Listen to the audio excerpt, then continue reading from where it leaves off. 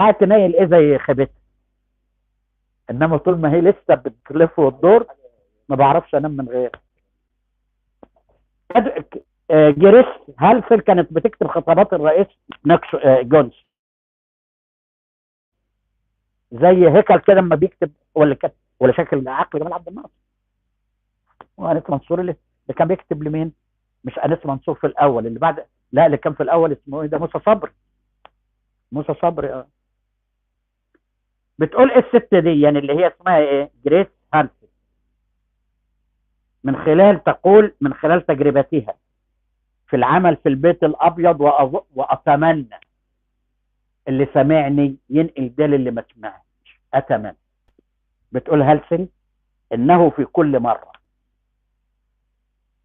يجتمع مجلس الامن القومي لاتخاذ قرار يتعلق بالشرق الاوسط، يدعى في المجلس القومي ممثل من الكنيسه الانجيليه تحديدا، حتى ياتي القرار متوافقا مع الايمان بالنبوءات الدينيه الوارده في التوراه، والتي وضعت هذه الكنيسه تفاسير وترجمات حديثه لها.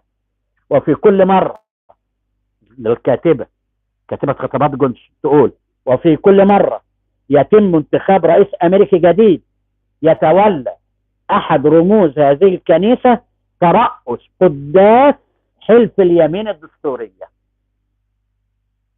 القداس ده زي بدل ايه، مصطفى اسماعيل لما بيجيبوه يقرا في المجلس قبل ما الرئيس يقول الخطاب بتاعه ويحلف اليمين.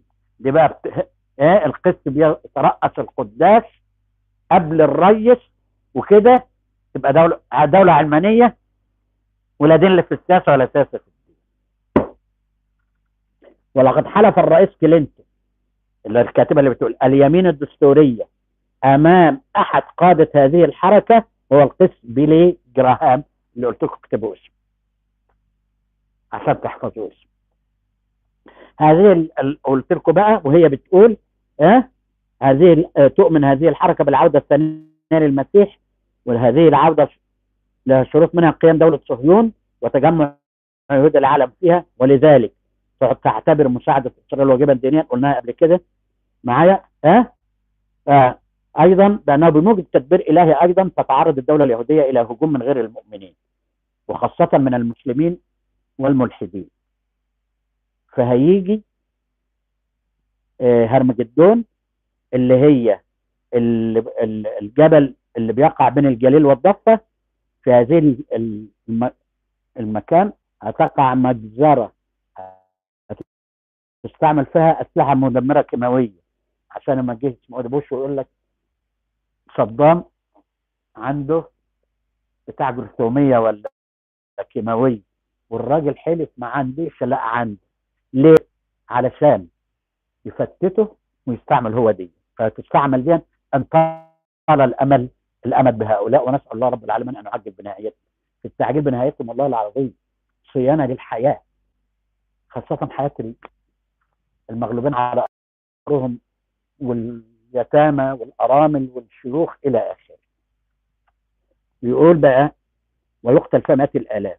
سيناريو هرمجدون كما يرسمه هاليند في احد ابرز قاده الحركه في كتابه نهايه الكره الارضيه العظيمه، يفترض قيام اسرائيل، عوده اليهود من الشتات الى ارض الميعاد، اعاده بناء هيكل سليمان على انقاض المسجد الاقصى، تعرض اسرائيل الى هجوم كبير من الكفار المسلمين والمسيحيين غير المؤمنين بالعوده الثانيه، قيام دكتاتور يكون اسوأ من هتلر، هم اللي بيطلبوه، فيبقى نتنياهو جاي عشان يبقى هو الدكتاتور ده. دي رؤى لاهوتيه، دي رؤى توراتيه، دول ما بيعتبروناش بشر. فبيقول قيام دكتاتور يكون اسوأ من هتلر او ستالين او ماو تسي تونج، يتزعم القوات المهاجمه.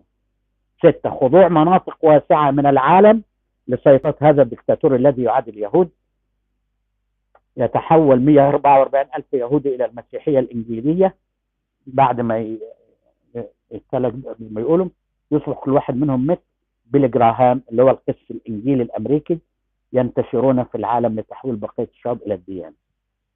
بعد كده يجي بعد كده معركة هرمجدون اللي قلنا عليها النووية، يعني بيجهزوا النووي عشان يستخدموه، مش عشان يبقى رعب نووي. ها؟ ولهذا ربنا قال الا ما دم ما كانوش يواجههم من يلوح لهم بالرعب النووي والله يستخدموه. هو دي المرحله الثامنه اللي هم نصين عليه وقوع معركه هرمجدون النوويه التي تتسبب في كارثه بيئيه ضخمه. بكده هيرتفع المؤمنين بالولاده الثانيه للمسيح وحدهم وبالجسد وبالمعجزه فوق ارض المعركه وينجون من الكارثه بينما تذوب اجساد بقيه البشر في الحديد المنصهر. شوف بينتظروا الينا اننا ننتصر في الحديد المنصهر، وان ال 140,000 دول اللي بيؤمنوا اللي هم خلاصه الايه الصهيونيه المسيحيه اللي هم البروتستانت. يقول لك هنجوا منهم بس 140 يرتفعوا فاللي عايز يبقى من 140,000 ايه بص بص بص تعالى. لا بيقول لك ايه اجري اجري اجري ولا مش عارف بيقول ايه الحق والكلام ده. يقول كل هذا يحدث في غفله عين، يعني كلهم معايشين الدنيا معاهم ان دي ممكن تحصل دلوقتي. بعد كده هينزل المسيح بعد 7 ايام من الخراب ده وانصهار البشر، هينزل بعد 7 ايام الى الارض وحواليه بقى ال 140,000 اللي طلعوا. فين ال 140,000 دي؟ فين اللي ولهذا اللي بيعمل فينا هراطق مثل هؤلاء اللي يقول لك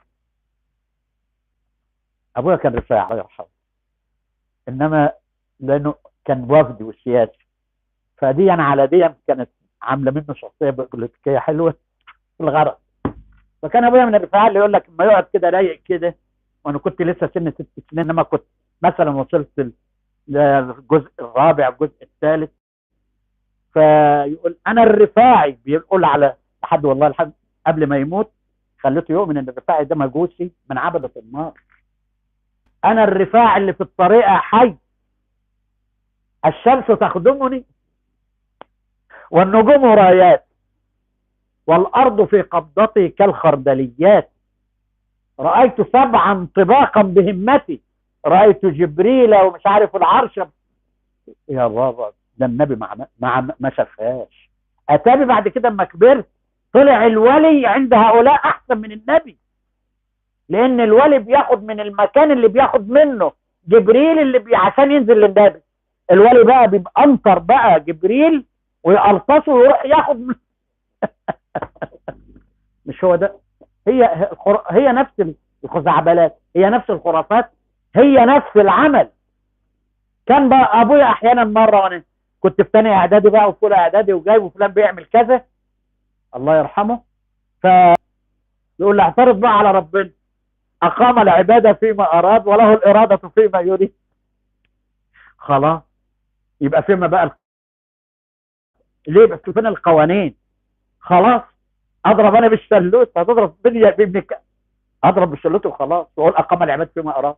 يبقى هم بيقولوا كده. يا السيد البدوي مش كان بيجي على سطح المسجد ويتبول على اللي تحت ويجروا ياخدوها؟ لان ده فعل مين؟ اقام العباد فيما اراد. هو ده نفس وال 140 اللي هيطلعوا فوق بعد اسبوع على ما الغبار النووي يهدى